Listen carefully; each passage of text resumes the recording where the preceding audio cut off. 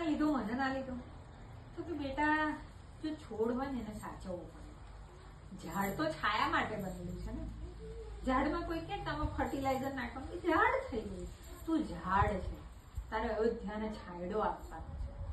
લક્ષ્મણ હજુ કે ગ્રોઈંગ એજમાં છે, એટલે આવું છે, જીદે ચડ્યું છે, જોડે આવવા દે. ભય બી સમજી જાય છે, આગળ વગર વધે છે. ક્યાં આગળ થાય છે? દંડકારક વનમાં જાય છે. ત્યાં આગળ બધા અસુરો ને દાનવોની ટોળકી છે. જે જુઓ એ બધા અસુર ને દાનવ જ, એક પછી એક પછી એક પછી ભગવાન બધાનો નાશ કરતા જાય છે. હવે એ દિવસ નજીક આવી ગયો છે કે માતાજીને ખબર છે, માતાજી પોતે જગદંબા છે, એમને નથી ખબર કે રાવણ આવવાનો છે? એને ખબર છે. એ સ્વયં અગ્નિદેવને પ્રગટ કરે છે અને એ કહે છે કે રાવણ શું, જગતમાં કોઈનામાં એટલી તાકાત જ નથી કે એ મારું તેજ સહન કરી શકે. એ જો મારી સમીપ બી આવશે ને તો એ ભસ્મ થઈ જશે. એટલે સ્વયં માં સીતા અંદર જાય છે અને એમના પ્રતિ સ્વરૂપને બહાર મૂકે છે. કોના પ્રતિ સ્વરૂપને? હવે આ બાજુ રાવણ આવવાનો હોય છે. રાવણ બી મૂર્ખ નથી. જો એક વાત કહું, જ્ઞાની અને વિદ્વાન એ બંને હોય ને એટલે એનું કોમ્બિનેશન જ ખતરનાક છે. રાવણ જ્ઞાની બી હતો અને વિદ્યાનો દાતા બી હતો. એને પોતે ભવિષ્યનું જ્ઞાન સ્વયં ભગવાન શંકર જોડે મેળવી આવ્યું. પણ આ કહીએ ને વિનાશ કાળે રાવણ એટલો મૂર્ખ નતો કે ખાલી બેન માટે આવી ગયો હતો ઝઘડવા માટે. અને રાવણને એવો મોહમાયા બી નથી થઈ. પણ રાવણ પોતે જ્ઞાની હતો. એને શું ખબર હતી? આ સ્વયં જગદંબા છે. જ્યાં જગદંબા બેઠા છે ને એ શક્તિનો સ્ત્રોત છે. મારી હાર અશક્ય છે. ભલે ભગવાન નારાયણ વિષ્ણુ પોતે નર સ્વરૂપમાં આવ્યા છે, પણ જ્યાં સુધી જગદંબા મારી જોડે છે ને મને નહીં હરાય.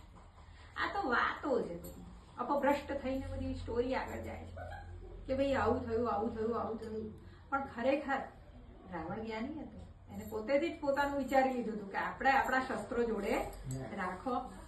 આ બાજુ એ માતાજીનું હરણ કરીને આગળ જાય છે અને બીજી બાજુ રસ્તામાં જટાયુ આવે છે. જટાયુને એના બંને પંખ કપાઈ જાય છે.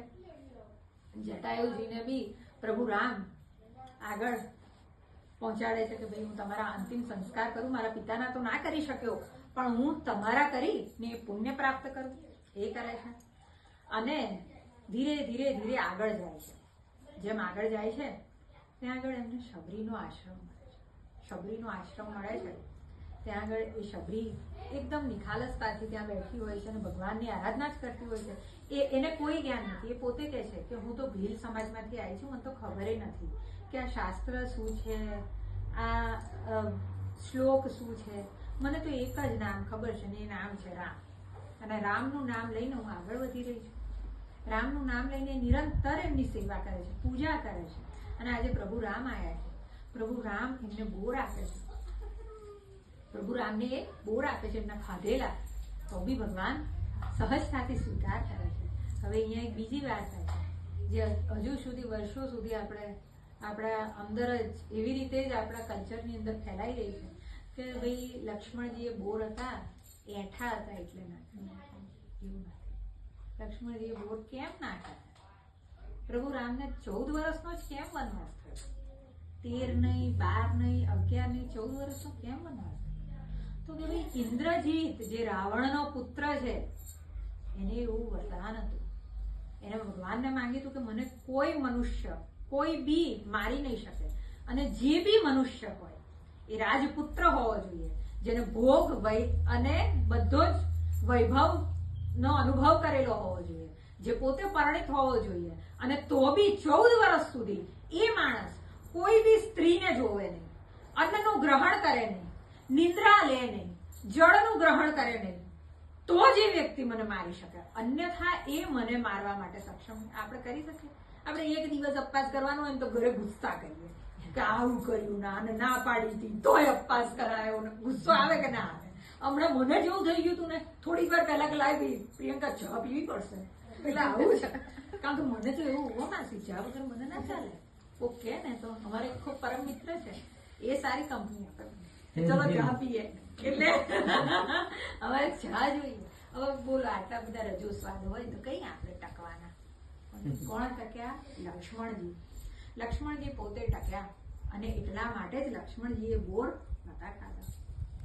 લક્ષ્મણજીએ 14 વર્ષ સુધી માતાને જોયા સુદ્ધા નથી. ત્યારે આગળ જાય છે, શબરી કહે છે કે ભાઈ તમે ઋષમુખ પર્વત પર જાઓ, ત્યાં આગળ સુગ્રીવ છે, એ ને એની સેના તમને મદદ કરશે.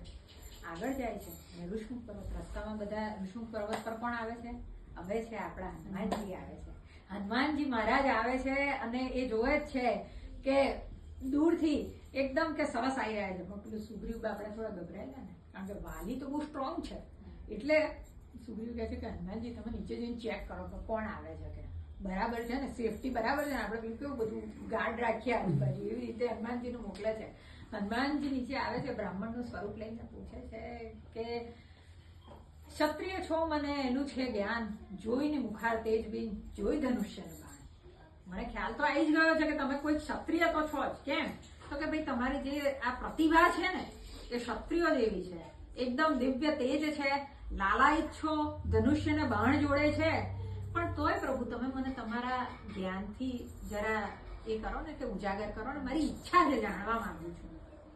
એટલે લક્ષ્મણજી કહે છે કે ભાઈ આ છે દશરથ પુત્ર ને હું છું કૌશલચંદ્ર. એટલે અમારે છીએ ને અમે અમારા ભાભીને શોધી રહ્યા.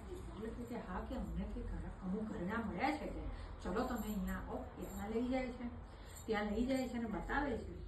હવે આ પ્રસંગમાં જયારે પ્રભુ રામ કહે છે કે લક્ષ્મણ આ જુઓ, કે આ એ જ ઘરેણા છે જે સીતાએ પહેર્યા હતા, હે ને?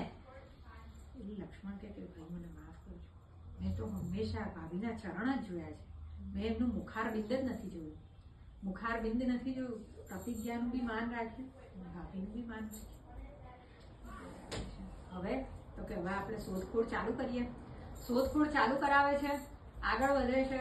આ બાજુ વાલીનો વધ કરી અને આગળ સીતા માતાની શોધમાં જાય છે. સીતા માતાની શોધમાં એ લોકો વન ભટકી રહ્યા છે અને સ્વયં પોતે હનુમાનજીને જાંબુવન યાદ કરાવે છે કે રામકાજ કરવા જ તે જન્મ લીધો છે, એમ કરીને એમની સ્વ જે શક્તિઓ છે એમનાથી અવગત કરાવે છે. હવે એક વસ્તુ બીજી કહું કે જેટલા શક્તિશાળી હનુમાનજી હતા ને, અંગત એટલા જ શક્તિશાળી. જો હનુમાનજી લંકાને ઓળંગી શકવા માટે સક્ષમ હતા, અંગત પોતે બી લંકાને ઓળંગવા માટે સક્ષમ હતા, પણ કેમ હનુમાનજીને જ મોકલ્યા? કેમ કોઈ બીજાને મોકલ્યા? કેમ અંગતને જાંબવાને ના મોકલ્યા ને હનુમાનજીને મોકલ્યા? એ પ્રસંગ હવે આગળ આવે છે. આગળ વધ્યા, હનુમાનજી પહોંચી ગયા છે અને લંકિનીનું ત્યાં વિસર્જન કરી અને અંદર પહોંચ્યા. એમને તુલસી ક્યારે જોયા, એમને ખબર પડી ગઈ કે આ કોઈ વિષ્ણુ ભક્તનું ઘર છે. ત્યાં આગળ જઈને એમને બધી જ માહિતી લઈ લીધી કે માતાજી ક્યાં છે. તો કે ભાઈ અશોક વાટિકામાં છે, આમ છે, તેમ છે, બધું કે ઓલરાઈટ ચલો. ત્યાં પહોંચી ગયા, માતાજીને જઈને પ્રણામ કર્યા કે માતાજી ભગવાન તમને થોડાક જ સમયમાં લેવા માટે આવી જવાના છે. એટલે કે સારું છે. માતાજીએ એમના બાળ સ્વરૂપને વિશ્વાસ કર્યો કે માતાજી મને બહુ જ ભૂખ લાગી છે, તું ખાઈ આવ. તો કે જા બેટા, જે ખાવું એ ખા. હવે આ બાજુ એ જાય છે અને સૌથી પહેલા રાવણ કોને મોકલે છે? રાવણ ઈચ્છત તો મેઘનાથને પહેલા જ મોકલી શકત, પણ રાવણ કોને મોકલે છે? તો કે ભાઈ અક્ષય કુમાર. હવે આ અક્ષય કુમાર છે ને, એ અને અંગદ બંને એક જ ગુરુ જોડેથી શિક્ષા લીધેલા છે, બંને સાથે સ્ટડી કરતા હતા. અને જ્યારે બાલ્ય અવસ્થાથી જ અક્ષય કુમારને હંમેશા અંગદ મારતા, અને જ્યારે બી મારતા ને ત્યારે અક્ષય કુમાર ઓલવેઝ ગુરુજીને કમ્પ્લેન કરતા. એટલે ગુરુજી એમને શ્રાપ આપે છે કે અંગદ, આજ પછી જો તું અક્ષય કુમારને મારીશ ને તો તારો વધ નિશ્ચિત છે. અને એ જ કારણ હતું કે જાંબવને અક્ષય કુમારના ભયના લીધે ત્યાં આગળ હનુમાનજીને મોકલ્યા હતા, અંગદને નતા મોકલ્યા. અને એ જ કારણ હતું કે જયારે એને ખબર પડી રાવણને કે એક વાનર આવ્યો છે, એટલે રાવણને શું થયું કે વાલી તો મરી ગયો, અને વાલી જે હતો શક્તિશાળી, હવે એના જેટલું બળ કોનામાં હોય? તો કે એના પુત્રમાં જ હોય. એનો પુત્ર કોણ છે? તો કે અંગદ છે, અને અંગદ તો શ્રાપિત છે. જો અક્ષય કુમાર જશે તો અંગદ મરી જશે. એટલા માટે ત્યાં જાય છે. પણ આ તો અહીંયા તો અક્ષય કુમારનો વધ થઈ ગયો. એટલે રાવણને થયું કે આ કોક બીજું છે જે મારા ડાટાબેઝની બહાર છે. એટલે એ બોલાવે છે અને કહે છે કે ભાઈ મેઘનાથ તું જા.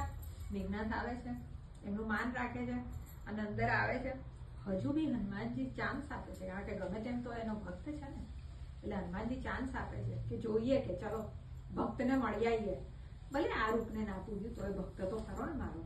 એટલે ત્યાં આગળ જાય છે, જોવે છે. વિભીષણ કહે છે કે ભાઈ આ તો આવી રીતે કે વાનરને મારવું હત્યા કે અયોગ્ય કહેવાય. આપણે એક કામ કરો, એનું બધું પ્રાઇડ છે ને એની પૂંછડીમાં હોય છે, આપણે પૂંછડી બાળી કાઢો.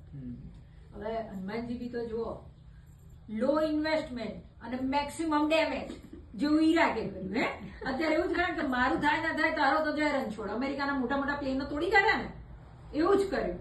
એટલે હનુમાનજીની પૂંછડી વાળવા માટે આખા ગામનું, આખા લંકાનું એ તેલ લઈ આયા અને કપડું લઈ આયા, અને તોય હનુમાનજીએ બાળી શું તો કે લંકા.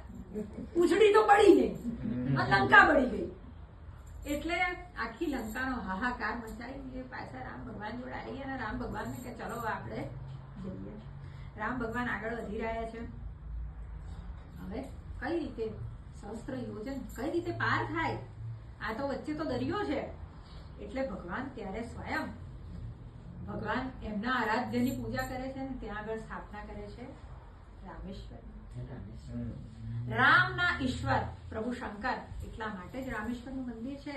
ને એ રામેશ્વરનું મંદિર આ સાઈડે છે શ્રીલંકાની, અને પેલી સાઈડ છે સંજયપુર છે ને અમે બોલો સરસ છે ને? અમે નહીં ગયા. બહુ જોરદાર જોરદાર. હવે સુનામી